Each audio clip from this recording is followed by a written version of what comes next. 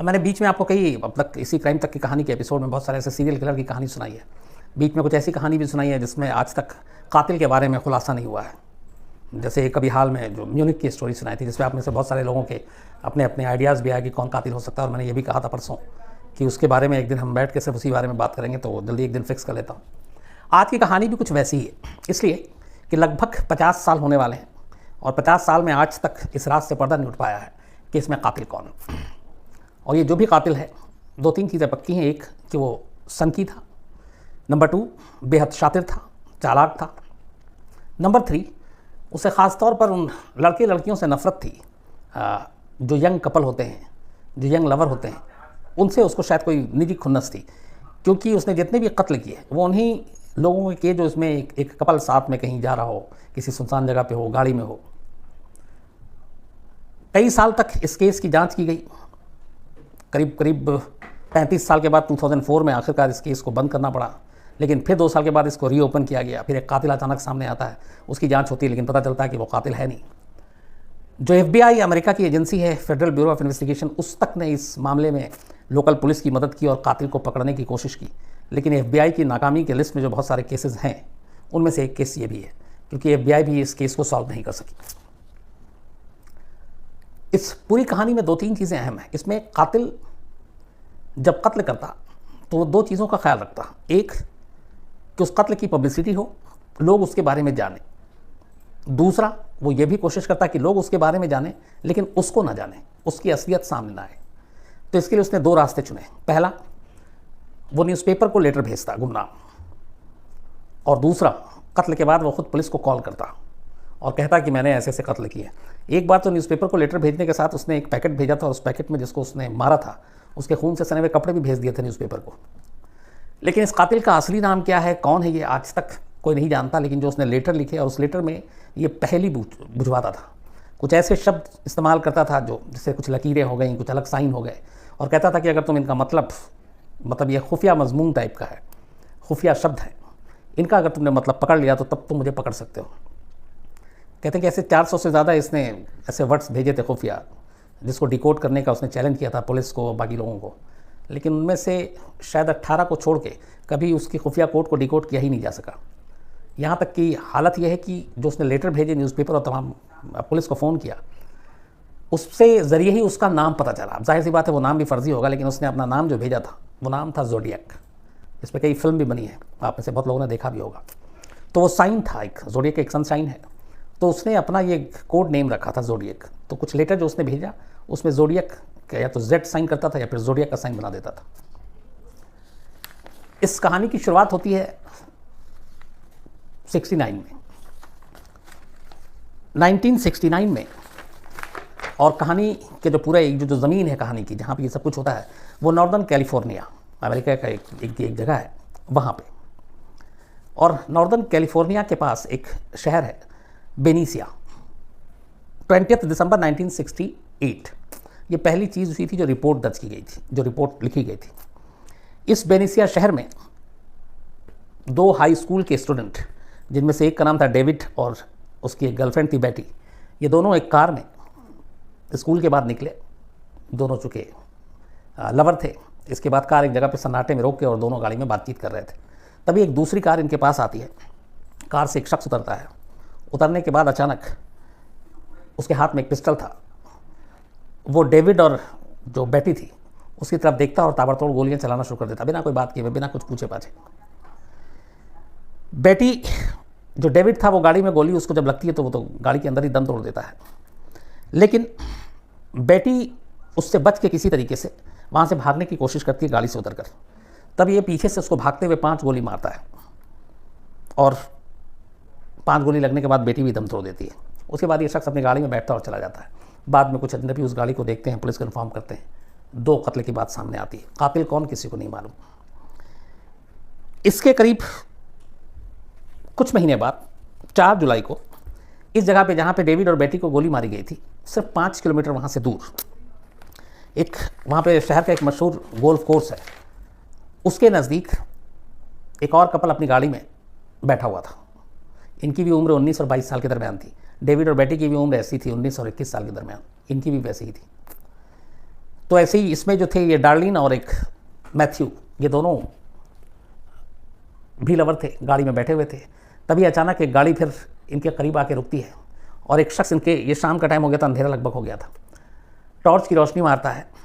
फिर इससे पहले कि दोनों कुछ समझ पाते, वो अंधाधुंध कार के अंदर गोलियां चलाना शुरू कर देता है। जो लड़की थी डार्लिन, वो मौके पर ही दम तोड़ देती है, लेकिन माइकल जो है वो किसी तरीके से वहाँ पे कोशिश करता है बच के भागने की। हालांकि उसके चेहरे, गर्दन और सीने पे गोली उसके भी लगी, लेकिन उस गोली को लगने के बावजूद माइकल की मौत नहीं होती। वो सीरियस हो जाता है लेकिन मरता नहीं है, जिंदा बच जाता है। इसके बाद ये शख्स पहली बार, जो पुलिस है वहाँ की, उसको एक फ़ोन करता है और कहता है कि मैंने ऐसे ऐसे ये कत्ल किया है। उसकी नज़र में उस वक्त था कि ये दोनों मर चुके हैं, लेकिन जो माइकल था वो बच गया था, तो उसे अंदाज़ा नहीं था कि वो बच जाएगा। तो उसने कहा मैंने अभी भी इस जगह पे 2 कत्ल किए गोल्फ कोर्स के पास, और इससे पहले मैंने इतनी तारीख को 2 और कत्ल किए थे उस गाड़ी में, और तुम मुझे पकड़ सकते हो तो पकड़ो। और वो पुलिस का मजाक उड़ाने लगा। अब उसके फ़ोन के बाद पुलिस की हवा ख़राब हो जाती है और पहली बार फिर पुलिस इन दोनों कत्ल की, जो अलग अलग थे, उनको एक साथ जोड़ के देखती है। और एक चैलेंज किया था किसी ने पुलिस को, तो वैसे ही पुलिस थोड़ी और भी बौखलाई हुई थी कि ऐसा कौन हो सकता है। लेकिन पुलिस अभी तफ्तीश करती, जांच आगे बढ़ाती, इससे पहले एक और अजीब चीज़ होती है। इस 2 कत्ल के अगले ही दिन वहाँ के 3 लोकल न्यूज़पेपर के पास एक पैकेट आता है, और उस पैकेट में एक गुमनाम चिट्ठी थी, और उस चिट्ठी में ये लिखा था कि शहर में अभी 12 कत्ल और होने हैं, और मुझे, वो कातिल मैं हूँ। और उसके साथ साथ उसने जो चीज़ लिखी थी उसमें लिखा था कि मुझे लोगों को मारने में बहुत मज़ा आता है। मुझे लगता है कि जो जंगली जानवर हैं उनसे ज़्यादा इंसानों को मार के खुशी होती है, क्योंकि इंसान से बड़ा कोई जानवर नहीं है। उसने ये भी लिखा कि मैं इसलिए इन लोगों को मारता हूँ क्योंकि इसके बाद जब मैं स्वर्ग में जाऊँगा तो जो लोग मेरे हाथों से मारे जाएंगे वो सब स्वर्ग में मेरे ग़ुलाम होंगे। तो मैं ऐसे ग़ुलामों की लंबी लिस्ट चाहता हूँ, और इसीलिए इन लोगों को एक एक कर मार रहा हूँ, क्योंकि जब मैं स्वर्ग में जाऊँ तो मेरे ग़ुलामों की तादाद ज़्यादा हो, जो मेरे इशारे पे वहाँ काम करेंगे। उसके बाद इसने उसमें जो लेटर लिखा उसमें कुछ ऐसे इसने अलग अलग गुप्त साइन भेजे, आड़ी तिरछी, कोई सर्किल, कोई स्क्वायर। और उसने ये भी कहा कि ये जो पूरा कोडेड जो हम भेज रहे हैं तुमको, ये तरह के कोडेड मजमून है। अगर तुम इस मजमून को पढ़ लो, समझ लो, मेरे ये जो इशारे में बात कह रहा हूँ, तो तुम उस तक पहुँच जाओगे, और अगर नहीं समझ पाए तो फिर तुम मुझे कभी पकड़ नहीं पाओगे। इसने ये लेटर भेजा, और उस लेटर की सबसे ख़ास बात यह थी कि उसने ये लिखा कि अभी मुझे 12 कत्ल और करने हैं, और अगर ये मेरा लेटर अखबार के पहले पन्ने पे, फ्रंट पेज पे नहीं छपा तो फिर मैं और कत्लेआम करूँगा। तो अब न्यूज़पेपर को जब ये मिला तो फिर उनकी भी वो हुई कि क्या करें, अगर ना छापें तो वो कहीं और बेकसूरों को ना मारे। तो पहली बार ये लेटर मजबूरी में, हालांकि इसके छापने से पैनिक भी फैल सकता था, लेकिन फिर अखबार ने फैसला किया कि अगर ये वाकई सच में यही कातिल है तो फिर ये और ऐसा कत्ल ना करे। तो उसके मजमून, उसके लेटर को, उसकी धमकियों को अखबार ने छापा। छापने के बाद पहली बार लोगों को इस गुमनाम कातिल के बारे में पता चला। इसके बाद उसने कुछ और लेटर भेजे, फिर उसने खुद ही अपना नाम का खुलासा किया, और वो नाम का खुलासा ऐसे था कि उसने जेड बनाया और जोडियक लिखा। तो उसने अपना एक कोड नेम दिया जोडियक, और उस जोडियक के ज़रिए उसके बारे में लोगों को पहली बार जानकारी मिली। और उसका ये भी कहना था कि जो मैं मैसेज भेज रहा हूँ अलग अलग तरीके से, उसको आप डिकोड कर लो तो मुझ तक आ जाओगे, उसको डिकोड नहीं करोगे तो मुझ तक नहीं आओगे। पुलिस ने, लैंग्वेज एक्सपर्ट ने, बहुत सारे लोगों ने कोशिश की, लेकिन उसके मैसेज को कभी कोई समझ ही नहीं पाया। इस बीच में थोड़ा दिन बीतता है, अखबार में भी खबर छप गई, फिर पुलिस ने भी इन्वेस्टिगेशन शुरू की। 27 सितंबर 1969 की डेट आ जाती है। इस बीच जोडियक ने 2 और कत्ल कर दिए थे, और इस बार भी दोनों कपल थे जो सुनसान जगह पे थे, और उनको इस बार पहली बार अब तक जो कत्ल किए उसने वो गोली से किए थे, पिस्टल से किए थे। ये दोनों पहला कत्ल था जो उसने खंजर से किए थे, चाकू से किए थे। और इस कत्ल को करने के बाद ये दोनों भी कार में सवार थे। उस कार में भी ये अपने जोडियक के साइन लिखता है और एक मैसेज छोड़ता है, और वो यही मैसेज था कि तुम मुझे पकड़ सकते हो तो पकड़ लो। और ये भी था कि पुलिस को चढ़ाने के लिए कि ये इस पुलिस की इतनी औकात नहीं है कि वो मुझ तक पहुँच सके। अब पूरी कैलिफोर्निया की जो पुलिस है इसमें लग जाती है, जांच करती है, लेकिन इसका कोई सुराग नहीं। बहुत सारे सस्पेक्ट को उठाया जाता है, पूछताछ की जाती है, पर कोई पता नहीं चलता। धीरे धीरे वक्त बीतता है, कई और जगहों से ऐसी लाशें मिलती हैं, बट लेटर आने का सिलसिला बंद हो जाता है। उसके बाद कहते ये हैं कि जो पुलिस है कैलिफोर्निया की, वो रिकॉर्ड पे कहती है कि जोडियक ने 5 कत्ल किए, लेकिन वहाँ की जो न्यूज़पेपर और जो वहाँ के डिटेक्टिव प्राइवेट और बाकी लोग हैं और जो लाशें मिली थी, और जो मारने का तरीका था उसके हिसाब से कहते हैं कि उसने कुल ज़ोडियक ने 37 कत्ल किए, 37 लोगों को मारा। 37 लोगों को मारने के बाद ज़ोडियक कभी पकड़ा नहीं गया। कुछ बीच बीच में उसने लेटर लिखे थे और ऐसे उसने 408 सिंबल थे जो जिसको साइफर कहते हैं, अलग अलग तरीके से उसने जो शब्द भेजे। कहते हैं कि उनमें से सिर्फ और सिर्फ 18 ऐसे लेटर थे जिसको डिकोड किया गया और उस लेटर के जरिए बाकी कुछ जानकारी इसलिए नहीं मिली कि बाकी के 408 को कोई डिकोड ही नहीं कर पाया था कि वो एग्जैक्ट था क्या। अब जब ये सारी चीज़ें हुई, छानबीन चली, पुलिस की टीमें लगी, इसी बीच में FBI इसमें उतरती है क्योंकि वहाँ पे अब खबरें छपने लगी 37 लोग और ज़ोडियक अभी भी आज़ाद है, कौन है, क्या हो सकता है, किसी के भी बीच में हो सकता है। तो एक दहशत, एक खौफ सबका आलम था। पुलिस अपना पूरा काम कर रही थी लेकिन वो कातिल तक पहुँच ही नहीं रही थी। इस बीच में ये कई बार ऐसे जो हैलोवीन के जो कार्ड होते हैं, जो एक फेस्टिवल साल में एक दिन मनाया जाता है, उसमें भूत उस टाइप के मुखौटे, और वो एक जर्नलिस्ट जो इसको कवर कर रहा था, वहाँ के न्यूज़पेपर जो 3 लेटर भेजा गया था उसमें से एक क्रॉनिकल न्यूज़पेपर भी था। उसका जर्नलिस्ट जो ज़ोडियक की स्टोरी को कवर कर रहा था वो भी एक क्राइम रिपोर्टर था। उसको उसने एक ये कार्ड भेजा था और इस कार्ड के साथ ये भी उसने अपना साइन भी भेजा था, ज़ोडियक का Z, और ये कहा था कि उसके लिए भी जो है वो बहुत बुरे दिन आने वाले हैं। हालांकि ऊपर वाले का करम है कि उसके साथ ऐसा कुछ हुआ नहीं। वक्त बीतता गया, इस दौरान में कई लोगों पे शक हुआ। जो कुछ विटनेस बचे थे, जैसे एक कार में शुरू में ही जिंदा बच गया और ऐसे ही 1-2 और लोग थे जिनको वो मुर्दा समझ के छोड़ गया, उन लोगों के ज़रिए फिर बाकायदा FBI और उससे पहले जो कैलिफोर्निया पुलिस है उसने स्केच बनाए जिंदा विटनेस की मदद से, और उस स्केच को भी जारी किया गया। ज़ोडियक का स्केच कि वो ऐसा दिखता है, करीब उसकी हाइट थी 5.8 इंच, जो लोगों ने सारे बताए। तो उसके स्केच के ज़रिए लोगों से बात की गई, उसमें कुछ लोगों ने उस स्केच को देखने की बात मानी भी कि ऐसे शख्स को देखा है, लेकिन बरसों बीत गए, उस स्केच के ज़रिए भी वैसा हूबहू शख्स, कुछ लोगों की शक्ल मिलती थी, उसको उठाया गया, पूछताछ की गई, लेकिन उसका पूरा रिकॉर्ड अलग निकला। कहीं दूर दूर तक उसका इन कत्ल से या उस जब ये कत्ल हुआ वहाँ पे उसकी मौजूदगी के सबूत नहीं मिले। तो ऐसे कुछ बहुत सारे चेहरे नज़दीकी मिले थे, लेकिन उन लोगों को छोड़ दिया गया और धीरे धीरे फिर वक्त बीता गया। आखिर में कहते हैं कि एक शख्स था जिसके ऊपर सबसे ज़्यादा शक गया कि यही ज़ोडियक हो सकता है। उस शख्स की 2-3 चीज़ें थी जिसकी वजह से, एक उसकी पैदाइश 1933 की थी और जब ये कत्ल हो रहा था तब अराउंड उसकी उम्र 40 साल थी, और जितने भी जो विटनेस थे उन्होंने बताया था कि जो कातिल है वो 5.8 उसकी हाइट है और करीब 38-40 साल की उम्र होगी।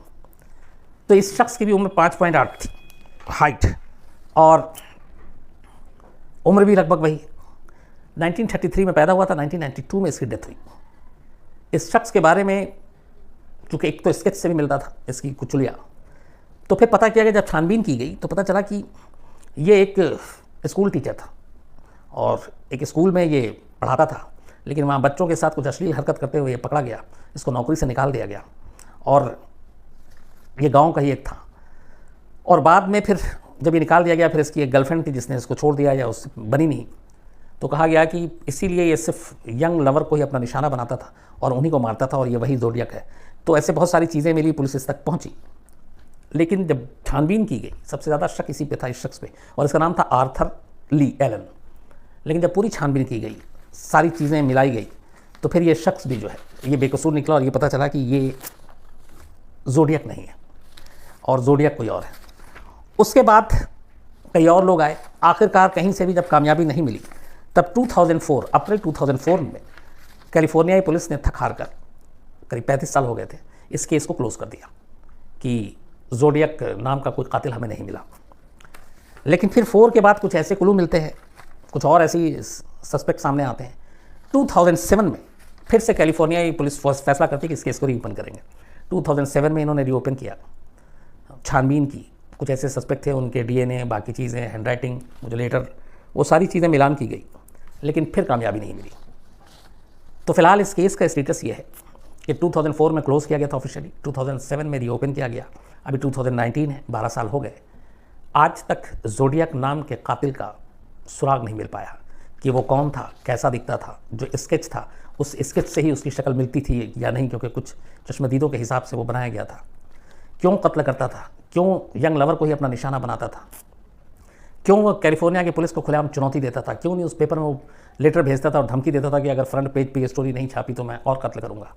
तो ऐसे बहुत सारे क्यों हैं, लेकिन पिछले करीब 50 साल से इनमें से किसी भी क्यों का कोई जवाब अब तक दुनिया के सामने नहीं आया। लेकिन ये कहते हैं कि उसके हाथ से करीब 37 कत्ल हुए, 37 लोगों को उसने मारा, लेकिन वो कौन था, क्यों मारता था, ये सारा आज भी एक राज है।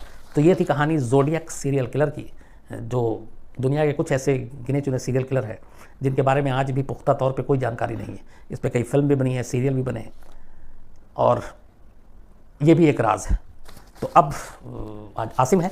आसिम, अब बताओ कुछ सवाल जो भी हो फटाफट। सर शिव शंकर मौर्य है, ये बोला सर ये जो लेटर भेजता था कि उसमें उसके फिंगरप्रिंट्स नहीं होते?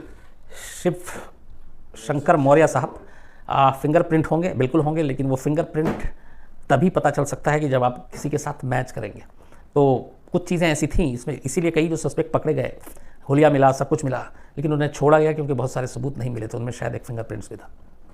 सर विक्रम चौहान है, सर ये बोल रहे हैं अमेरिका जैसी जगह में दिन दिहाड़े या रात के टाइम पे जैसे भी वो मारता था, आसपास कुछ लोग तो होते होंगे क्योंकि बंदूक की गोली की सबकी आवाज़ भी तो होती। जिस जगह पे ये सारे इंसिडेंट हुए अलग अलग, वो सन्नाटे, वहाँ पे सन्नाटा था, थोड़ा सा दूरी थी, थोड़ा एकांत था वहाँ पे। आमतौर पे जो लवर जिस जगह को चुनते हैं, जाते हैं, तो वो कोशिश करते हैं भीड़ भाड़ वाली जगह से दूर हो, तो इसीलिए उसके लिए आसान टारगेट भी होता था क्योंकि आसपास कोई होता नहीं था और वैसे लोगों को आसानी से अपना शिकार बनाता था। सर सुशील कुमार बोल रहे हैं सर गुमनाम पत्र पे कार्रवाई हो सकती है या नहीं? गुमनाम पत्र पे कार्रवाई हो सकती है, लेकिन सवाल यह कि जब पत्र गुमनाम है तो भेजने वाला भी गुमनाम है। अगर उसको मिल जाए, जहाँ सामने आए, तभी तो कार्रवाई होगी, लेकिन वरना फिर हवा में कहाँ होगी। सर गिरीश जी बोल रहे हैं सर इस तरीके के हमले अमेरिका सिर्फ सैन फ्रांसिस्को में उसने किए, पूरे अमेरिका में इसकी लक्षण? गिरीश जी, ये सिर्फ और सिर्फ नॉर्थ कैलिफोर्निया, ख़ासतौर पे उसका इलाका था, उसी रीजन में करीब जितने भी उसने कत्ल किए वो शायद 15 से 25 किलोमीटर के दायरे में ही किए। सर आफ्ताब जी, आपको और पूरी फैमिली को इंडिपेंडेंस डे की मुबारकबाद और हाय बोल। थैंक यू आफ्ताब जी, और आप सभी को भी आज़ादी बहुत बहुत मुबारक। सर जैक द रिपर जो सीरियल किलर था, जी। उसकी कहानी सुनने के लिए लोग काफी जी बिल्कुल, जैक द रीपर भी अब आपके लिस्ट में जल्दी है और मैं आपको सुनाता हूँ बहुत।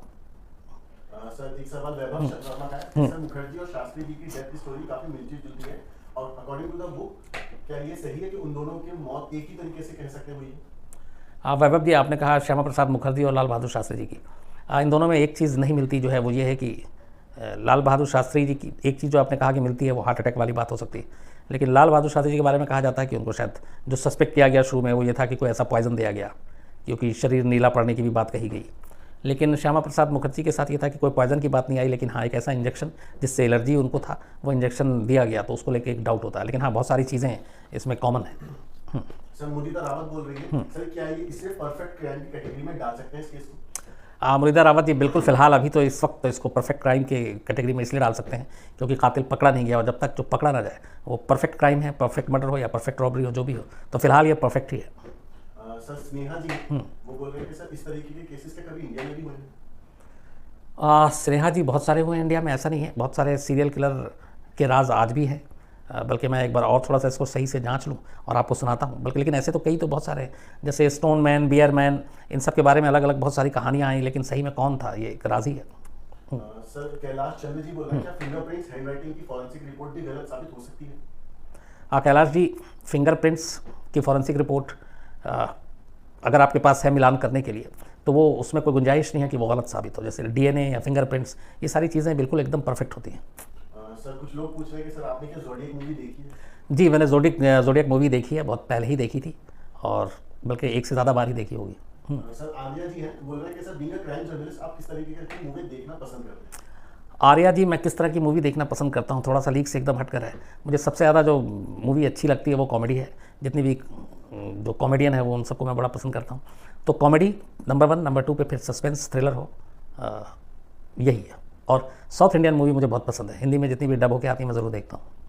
सर हर्षित जी बोल रहे हैं कि सर स्टोन मैन इन सब की जो कहानी है, ये लोग के साइको किलिंग की वजह से लोगों को मारते हैं, खुद के सुकून के लिए लोग सीरियल किलिंग? हर्षित जी, जितने भी सीरियल किलर हैं उनके बारे में जितनी भी मैंने एक्सपर्ट से बात की या पढ़ा, या ऐसे बहुत सारे और भी जो अलग अलग फील्ड के हैं उनसे बात की, उनका मानना है कि हर सीरियल किलिंग के पीछे कहीं ना कहीं एक उनके दिमाग जो है वो आम इंसानों की तरह नहीं होता, थोड़े से वो डिफरेंट, मतलब उनकी सोच होती है, वो किसी ना किसी चीज़ के शिकार होते हैं, और कोई ना कोई ऐसी चीज़ उनके साथ ज़िंदगी में कभी हुई है जिसका वो असर होता है कि फिर वो वैसे ही उसको करते हैं। जैसे इस पूरे ज़ोडियक के बारे में आज तक कातिल का पता नहीं है, लेकिन जितने भी उसके केस स्टडी किए गए, उस केस स्टडी से यही निकला कि ज़रूर इसको एक यंग कपल को क्यों निशाना बनाता था, तो इसके प्यार में कभी धोखा हुआ या किसी लड़की ने गर्लफ्रेंड बनने से मना कर दिया, या फिर ये भी हो सकता है कि कुछ और ऐसी चीज़ें बचपन में हुई इसके साथ, तो वो उसका बदला लेने के लिए, और फिर दूसरा दिमाग में कि मैं ऐसे लोगों को मारूंगा, फिर मैं स्वर्ग में जाऊँगा, वहाँ ये सब मेरा गुलाम बनेंगे। तो हर सीरियल किलर के दिमाग में कहीं ना कहीं कुछ अजीब सी चीज़ें होती हैं, और उनको आप नॉर्मल तो बिल्कुल नहीं कह सकते। सर एक लोग रिक्वेस्ट कर रहे हैं कि आप उनके मेल का रिप्लाई बहुत कमी से दे रहे हैं क्या हाँ, ये जिसने भी कहा है कि मैं मेल का रिप्लाई बहुत कम कर रहा हूँ, मैं बिल्कुल आपने सही कहा। बल्कि कोशिश होती है, आज मैंने बहुत सारे रिप्लाई किए हैं, बीच में बहुत सारी चीज़ें थी एक साथ, तो उस वजह से वक्त नहीं मिल रहा था, लेकिन मैंने फिर से उसको वापस दुरुस्त किया है। आज मैंने काफ़ी मेल के रिप्लाई किए हैं, और बल्कि मैंने कल भी कुछ रात को भी किए थे। अब आइंदा नेक्स्ट वीक से आपकी शिकायत नहीं होगी, मैं जब जब जहाँ जहाँ मौका मिलेगा, चाहे सिस्टम पे बैठा हूँ, सिस्टम पे नहीं तो मोबाइल पे, मैं ज़रूर लेकिन रिप्लाई करता रहूँगा। सर मीनाक्षी गौतम है, बोले सर आपने कभी किसी सीरियल किलर का पर्सनली इंटरव्यू लिया है और उस टाइम पे आपके दिमाग में क्या चल रहा है? मीनाक्षी गौतम जी, मैंने 2-3 ऐसा लिया है। लास्ट जो मैंने लिया था सीरियल किलर का इंटरव्यू, दिल्ली में लिया था, और जिस पे मैंने एक पूरा इंटरव्यू पे उसका जो नाम था, वो नाम ही ऐसा था कि 45 कत्ल के बाद मैं भूल गया। उसकी बात थी पूरे इंटरव्यू में, उसने कहा था। जब मैंने उससे गिनती पूछी कितने मारे, वो सिर्फ बच्चों को मारता था, वो भी जो बच्चे गरीब घर के कहीं अकेले हैं स्लम एरिया में। और वो एक तरह से उससे जब बात कर रहा था तो मुझे लग ही नहीं रहा था कि वो मतलब ये सब जो कह रहा है कितना होश में है कि नहीं है, लेकिन सिहरन पैदा हो रही थी जब वो कहानी सुनाता जा रहा था। और उसने बहुत ही मतलब बेपरवाह अंदाज में कहा था कि मुझे पता नहीं 40-42 के बाद मुझे गिनती याद नहीं, और इतने वो मार चुका था। तो उसका पूरा इंटरव्यू क्या था, उसके साथ लगभग मैं 1.5 घंटा थाने में बैठा हुआ था, और यही आउटर दिल्ली में है जब वो पकड़ाया था। लेकिन उससे बात करने के बाद मुझे ये लगा नहीं कि मतलब कत्ल करने के लिए जो जिस वजह से वो करता है, या जब करता है तो उसके दिमाग में क्या होगा। मुझे लगा कि ये बिल्कुल वैसे ही कत्ल करता है जैसे हम लोग कोई और काम करते हैं। सपोज खाना खाते हैं, सोते हैं, कपड़े बदलते हैं, शूज़ पहन रहे हैं, कुछ लिख रहे हैं, पढ़ रहे हैं, ड्राइव कर रहे हैं, तो ये जो हमारी रोज़मर्रा और रूटीन के काम में शामिल है, उससे बात करने के बाद मुझे ऐसे ही लगा कि जैसे वो खाना खाता है या सोता है, उठता है, बैठता है, जाता है, आता है, उसी में से एक ये भी है कि कत्ल भी करता जाता है। मतलब ये हालत थी। तो ऐसे लोगों का फिर वही मुझे लगता है कि उनकी दिमाग और उनकी सोच वो थोड़ी सी आम इंसान जैसी नहीं होती, वो कहीं ना कहीं बिल्कुल अलग ही रास्ते पे होते हैं। सर ऋत्विक जी हैं, बोला कि सर आपने बाटला हाउस देखी, क्योंकि मैं अभी देख कर आया हूँ और उसमें मुझे एक चीज़ कंफ्यूजन लगी। उसमें जिस ग्रुप का जिक्र किया गया है उसी का जो यासीन भटकल से था, और यासीन भटकल कौन है मुझे एक बार क्लियर करिए। ऋत्विक साहब, यासीन भटकल IM इंडियन मुजाहिदीन, उसके फाउंडर मेंबर्स में से एक ये लोग हैं, भटकल बंधु। उसकी मैंने कुछ लोगों ने कहा भी था, मैं पूरी डिटेल में आपको कहानी सुनाऊंगा क्योंकि मैं भटकल से लौट कर भी आया हूँ वहाँ के। लेकिन अभी तक मैंने बाटला हाउस नहीं देखी, और बाटला हाउस मुझे देखनी है। शायद संडे को मौका मिला तो ज़रूर देखूंगा। इसलिए देखूंगा कि जो रियल स्टोरी है बाटला हाउस की, तो इस फिल्म में या ये फिल्म उस रियलिटी के कितने करीब है, कितने नज़दीक है, तो सिर्फ इसलिए देखने के लिए ज़रूर जाऊँगा। जब देख कर आऊँगा तब मैं बाटला हाउस फिल्म के बारे में आपसे बेहतर बात कर सकता हूँ। सर सॉन्ग फॉरएवर है, बोला सर पहलू खान केस मामले में अदालत ने जो फैसला सुनाया है उसमें वीडियो रिकॉर्डिंग को सबूत मानने से इनकार कर दिया, आपको क्या लगता है क्या वजह होगी? पहलू खान के मामले में आप सब ज़्यादातर लोग जानते ही होंगे, जो मॉब लिंचिंग का शिकार वाला मामला था, उसमें वीडियो आया था। उस वीडियो की वजह से ही चैनल पे स्टोरी चली थी। अभी 2 दिन पहले जजमेंट आया जिसमें 7 लोग थे, 7 के 7 को अदालत ने सबूत ना होने की वजह से बरी कर दिया है। तो अब सवाल यही है कि फिर जैसे जेसिका को उस वक्त उठा था कि अब देन पहलू खान को किसने मारा, और कोर्ट ने जो है इसमें से एक इस वीडियो को भी सबूत के तौर पर नहीं लिया है। अब लेकिन पूरी जो उसकी जजमेंट की कॉपी है वो एक बार पढ़ने के बाद, क्योंकि ये सिर्फ एक जजमेंट का जो ऑर्डर होता है वो 1 या 2 पन्ने का होता है, लेकिन डिटेल जजमेंट जो है वो डिटेल बाद में आती है। तो उसमें क्यों इस वीडियो को कोर्ट ने नज़रअंदाज किया, ऐसी क्या चीज़ थी? जहाँ तक मेरी सोच, मुझे ये भी लगता है कि उस वीडियो को देख कर अगर नज़रअंदाज किया गया है तो ये भी हो सकता है कि उस वीडियो में उस वक्त जो पिटाई हुई, क्या उस पिटाई की वजह से पहलू खान की मौत हुई, या उस वीडियो के बाद फिर पिटाई हुई जिसकी वजह से मौत हुई, या फिर ये वीडियो फेक है, इसको एडिट करके किया गया है, तो क्या उसकी फॉरेंसिक जाँच हुई कि नहीं हुई।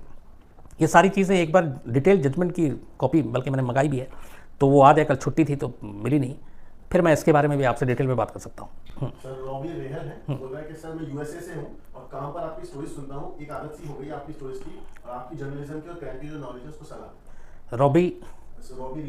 रॉबी रिहल साहब, थैंक यू वेरी मच। बस आप लोग इसी तरह बताते हैं तो हौसला बढ़ता है, फिर और ज़्यादा मैं बिंदास तरीके से आप लोगों को कहानी सुनाना शुरू करता हूँ। लेकिन ये कि आप लोगों की मोहब्बत है, क्राइम तक पूरी फैमिली जो है वो ताकत है, तो इसलिए कोशिश यही होती है कि जो जैसा है, जितनी जानकारी है आप लोगों से शेयर करूँ, आप लोगों तक पहुँचाऊँ। सर गुरविश जी हैं, बोल रहे हैं कि सर बाटला हाउस देखने के बाद एक चीज़ साफ हो गई कि आपने जो कहानी बताई थी और उसकी जो कहानी है तकरीबन काफ़ी हद तक सही है। ठीक है गुरविश जी, मैं एक बार पहले देख लूँ फिल्म, तभी मैं आपको बता सकता हूँ। इसलिए कि मैं बेहतर बता सकता हूँ। मैं इस बाटला हाउस एनकाउंटर से लेकर उसके बाद अगले 15-20 दिन तक मैं इस स्टोरी पे था। देन इस पूरे केस की इन्वेस्टिगेशन करते करते मैं आजमगढ़ तक पहुँचा, क्योंकि जो बाटला हाउस में सारे लड़के थे उनका ताल्लुक आजमगढ़ से था। फिर मैं वहाँ गया, हालांकि उस वक्त माहौल ख़राब था वहाँ पर। फिर वापस आया, फिर यहाँ जो इन्वेस्टिगेशन हुई, फिर बहुत सारी चीज़ें उठी, फिर उंगली उठी, फेक इनकाउंटर को लेके उठी, फिर इंस्पेक्टर मोहन चंद शर्मा जिनको मैं बहुत करीब से जानता, उनकी मौत की बात। तो ये सारी चीज़ें एक बार मैं इस पिक्चर को देखने के बाद मैं ईमानदारी से आपको राय दे सकता हूँ कि ये पिक्चर हकीकत के कितने करीब है या दूर है। सर इमरान बोल रहा है कि सर पाकिस्तान में एक स्कूल अटैक हुआ था बच्चों के, उसकी कहानी कब सुनी? जी, इमरान साहब पाकिस्तान में एक आपके शायद रावलपिंडी में हुआ था, तो स्कूल में अटैक हुआ था जिसमें करीब 100-150 बच्चे मारे गए थे मासूम। मैं उसकी भी डिटेल आपको कहानी जल्दी सुनाता हूँ। सर अंकित जी बोल रहे हैं कि आपको कभी पाकिस्तान जाने का मौका मिला है या अफगानिस्तान, तो क्या आप इराक तो गए हैं? अंकित साहब, पाकिस्तान जाने का कभी मौका नहीं मिला। मैंने यही बताया कई बार कि कई बार मैंने वीज़ा के लिए अप्लाई किया, वीज़ा मिला नहीं। बेसी वाले यही कहते हैं कि आप, मैंने स्पोर्ट्स के कोटे से भी विक्रांत गुप्ता के साथ जाने की कोशिश की, पर उनका यही कहना होता है कि आपका स्पोर्ट्स से क्या लेना देना, आप पाकिस्तान क्यों आना चाहते हैं, आप क्राइम रिपोर्टर हैं, यहाँ आपके आने का मकसद सिर्फ कराची होगा, क्लिफ्टन रोड होगा, दाऊद इब्राहिम होगा, तो इसलिए वो मुझे पहले ही मना कर देते हैं। बट अभी तक जाने का कभी मौका नहीं मिला। जब भी मौका मिलेगा, जब वीज़ा मिलेगा तो जाऊँगा ज़रूर। सर जुबैर जी बोल रहा है कि सर इंडिया के कुछ केसेस थे जो अभी तक अनसुलझे थे, तो इंटरनेशनल केसेस भी आप हमको ऐसे बता देते हैं, हम खामखा अपनी पुलिस को हमेशा कोसते हैं, बाहर भी ऐसे मामले आते रहेंगे। हमेशा होता है। देखिए, ये मुहावरा है कि वो अपने से ज़्यादा दूसरे की बीवी अच्छी लगती है। तो आपके इस लाइन पे मुझे ये मुहावरा याद आ गया। वो इसलिए कि हम हमेशा अपने आप को कोसते हैं अपने देश को कि हमारी पुलिस निकम्मी है, हमारी पुलिस सॉल्व नहीं करती, जबकि दुनिया में बाकी जगह भी होता है। ऐसा नहीं है कि हमारी, देखिए, पुलिस इतनी भी बुरी नहीं है। बहुत सारे ऐसे केस हैं, बहुत सारे ऐसे एग्जाम्पल है जो दुनिया में बहुत सारे अलग अलग, FBI जैसी एजेंसी वो सॉल्व ना करे तो हम सिर्फ CBI को क्यों गाली दें। तो ये होता है, कई केस पर डिपेंडेंट, मतलब होता है कि वो सॉल्व हो गया नहीं हो गया। हाँ, कई बार कोताही भी होती है, लापरवाही भी होती है, करप्शन भी होता है, रिश्वत भी होता है, उसकी वजह से केस सही मतलब तरीके से उसकी जांच नहीं होती, जो कल्प्रिट है वो छूट जाते हैं, जो बेगुनाह है वो फंसा दिए जाते हैं। तो दोनों पहलू हैं इसके। सर देव परिजा बोल रहे हैं कि हम टेररिस्ट को सीरियल किलर बोल सकते हैं क्योंकि दोनों की मानसिकता काफी हद तक सही एक जैसी है। परिजा जी, कानून में ये दोनों के लिए अलग अलग है, टेररिस्ट और सीरियल किलर।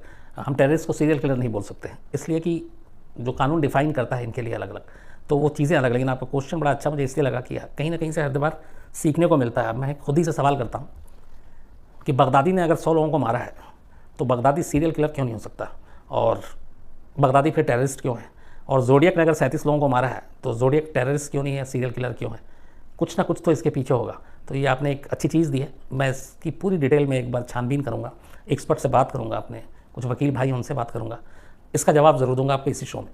सर शिखा जी बोल रही हैं कि सर आपने इतने लंबे समय से क्राइम रिपोर्टिंग करी है, आपको कौन सा केस है जो हमेशा सोचने पे मजबूर कर देता है कि ऐसा भी हुआ था इस देश में? शिखा जी, लंबी लिस्ट है, हर केस ऐसा कई बार हुआ, साल में एक बार तो ऐसा होता ही है कि यार ऐसा भी हो सकता है। जैसे मैं लेटेस्ट लास्ट बताऊँ आपको, तो आप बुराड़ी ही ले लीजिए कि ऐसा भी हो सकता है कि एक ही फैमिली के 11 लोग एक ही कमरे में झूल जाएं फंदे से, क्या मुमकिन है? सोच से परे की चीज़ है।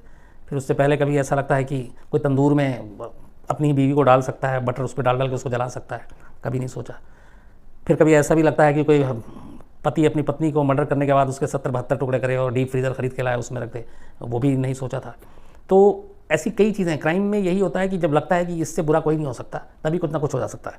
जैसे अब निर्भया ही ले ला, सबसे कि मतलब रेप की कहानी, रेप के बाद मर्डर, बचपन से ही हम लोग सुनते आए।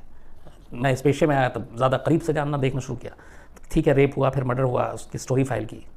लेकिन अब निर्भया का रेप और उस रेप के बाद, उस रेप के दौरान जो उसके साथ हुआ, और जो डॉक्टर बता रहे हैं उसकी पूरी जो सफदरजंग में शुरू में इलाज कर रहे थे कि क्या क्या था, कैसे हुआ, तो वो सुनने के बाद पहली बार मुझे लगा था कि शायद दुनिया में इससे खौफनाक, इससे ख़तरनाक, इससे ज़्यादा रुलाने वाला, इससे ज़्यादा दिल दहलाने वाला मेरी अपनी नज़र में कोई क्राइम नहीं हुआ।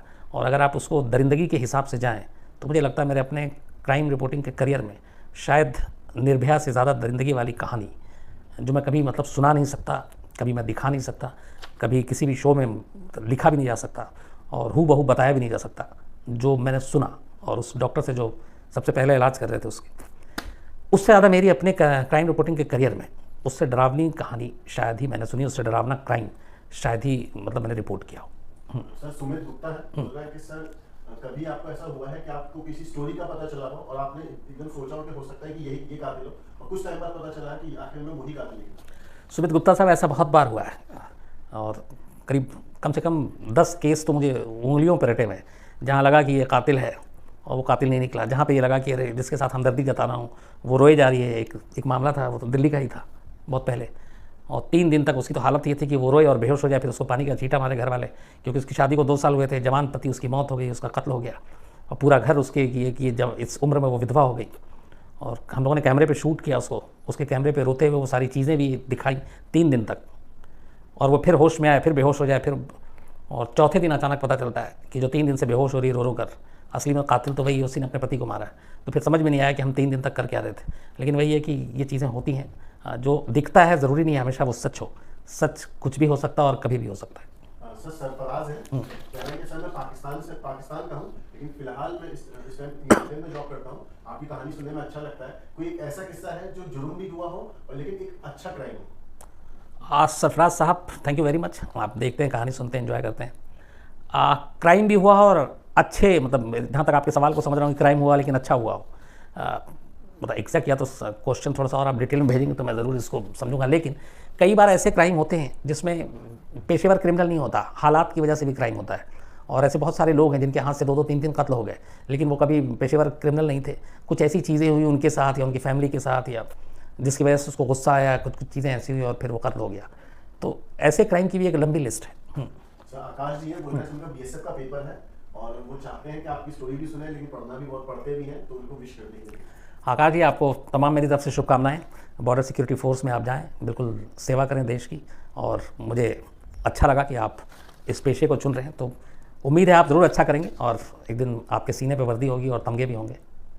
सर एक सवाल आशीष जी का कि शुएब इलियासी इस टाइम पे कहाँ है और उनको क्राइम तक पर एक बार बुलाएं। शुएब इलियासी इस वक्त कहाँ हैं? चलिए मैं पता करवाता हूँ इस वक्त कहाँ हैं। लेकिन ये वादा नहीं करूँगा कि उनको यहाँ पे, मतलब वो आएंगे कि नहीं। मैं फिर भी एक बार बात करूँगा और अगर ऐसा हुआ तो ज़रूर लेकर आते हैं। सर विजय कुमार बोल रहा है, सर आपको स्टोरी सुनाने और क्राइम तक बनाने की इंस्पिरेशन कहाँ से मिली? स्टोरी सुनाने और क्राइम तक की ये कहानी सुनाने की इंस्पिरेशन कहाँ से मिली, इसका बहुत हद तक मैं क्रेडिट देता हूँ विक्रांत गुप्ता को, विक्की पाजी को। क्योंकि कई बार जब हम बैठते थे ऑफिस में ऐसे ही, तो मैं जाहिर सी बात है स्पोर्ट्स क्रिकेट पे ही ज़्यादा बात करता हूँ। तो क्रिकेट के दौरान में कुछ मैं ऐसी क्राइम की, जैसे आपको कुछ किस्से सुनाता, तो बहुत सारे ऐसे किस्से सुनाने शुरू कि अच्छा वहाँ ये हुआ था, वहाँ क्राइम में ये हो गया, ये तो बहुत मतलब शौक से सुनते हैं। तब फिर ये जब क्राइम तक आ रहा था तब कई बार बोला, उन्होंने कहा आप कुछ मत करें, आप सिर्फ कहानी सुनाना शुरू करो, ताकि मैं भी जब फ्री हूँ तो उस कहानी सुनता रहूँगा और लोग कहानी सुनेंगे क्राइम की और आपकी ज़ुबानी सुनेंगे। तो एक्चुअली ये आइडिया पहली बार अगर किसी ने दिमाग में डाला था तो वो विक्रांत गुप्ता है। तो इसलिए पूरी क्राइम तक फैमिली मुझे नहीं, बल्कि इसके लिए थैंक्स विक्रांत गुप्ता को ही करें। सर उमर फारूक है, सर ये बोल रहे हैं कि जितने भी केसेस हैं, क्या उनके बाद ऐसा कह सकते हैं कि आपके अंदर भी एक सिक्स सेंस डेवलप हो चुका है क्राइम रिपोर्टर? फारूक साहब, ये है थोड़ा सा, इतने साल से इस पेशे में हूँ, क्राइम रिपोर्टिंग कर रहा हूँ, तो बहुत सारे स्पॉट पे, सीन पे, क्राइम सीन पे जब पहुँचते हैं तो कुछ चीज़ें अपने आप थोड़ी सी वो लग जाती है कि ये सही है या गलत है। क्राइम सीन बनाया गया है, क्राइम सीन में किसी ने कुछ साफ़ किया है, इसको वॉश किया है, नहीं किया है, या फिर जो मोटिव या चीज़ें बताई जा रही हैं उसमें कितना दम है, नहीं दम है। तो इनिशियल लेवल पे ही कुछ चीज़ें क्लियर हो जाती है। उसका एक फ़ायदा तो होता है जब आप इतने वक्त से इन चीज़ों को आप डील कर रहे होते हैं। सर अमित जी हैं, अमित प्रभाकर, सर ये बोल रहे हैं कि आपकी फैमिली भी क्राइम तक इसी तरीके से देखते हैं जैसे हम लोग देखते हैं। मैंने एक आध बार पहले भी जवाब दिया था सर, मेरी फैमिली में कोई वारदात नहीं देखती। मेरी बेटी तो खासतौर पे वो सीआईडी देखती थी, लेकिन अब सीआईडी बंद हो गया। एक दिन बहुत रोई भी वो कि ये सीआईडी बंद हुआ। तो मैंने सीआईडी में मेरे कुछ दोस्त हैं जैसे डॉक्टर शालुके हैं, अक्सर उनसे बात भी होती रहती है, तो मैंने उनसे रिक्वेस्ट की थी कि मेरी बेटी रो रही है, आप सीआईडी स्टार्ट करवा दीजिए। तो देखिए शायद बहुत सारे ऐसे बच्चे हैं जो सीआईडी के दीवाने हैं, तो वो हो जाए तो वो, लेकिन वो वारदात नहीं देखती, कहती पापा आपका ये शो बिल्कुल बेकार है, सीआईडी अच्छा होता है। और मेरी जो बीवी है उसको बिल्कुल भी इंटरेस्ट नहीं है। हाँ, क्राइम तक की वो कहानी सुनती है जब मैं उसको किसी दिन बता देता हूँ कि अच्छा आज फलाने एक्ट्रेस की कहानी सुनाने जा रहा हूँ, तो ओके, उसको उसमें इंटरेस्ट है, कौन सी हीरोइन की कैसे मौत हुई, क्या हुआ, सही है कि नहीं, साजिश है या क्या चीज़ें। बस बाकी हीनियस क्राइम, ये सीरियल किलर, ये मर्डर, ये रेप, इन सब चीज़ों में बिल्कुल कोई इंटरेस्ट नहीं है। सर सुष्मिता जी हैं, बोल रहे हैं कि सर आपने मुर्दा घर के ऊपर कहा था कहानियाँ सुनाऊंगा, वो कब आएगी? अरे सुष्मिता जी, आपने याद दिलाया, बिल्कुल इसको आसिम लिख लो, मैं खुद भूल गया था। मैं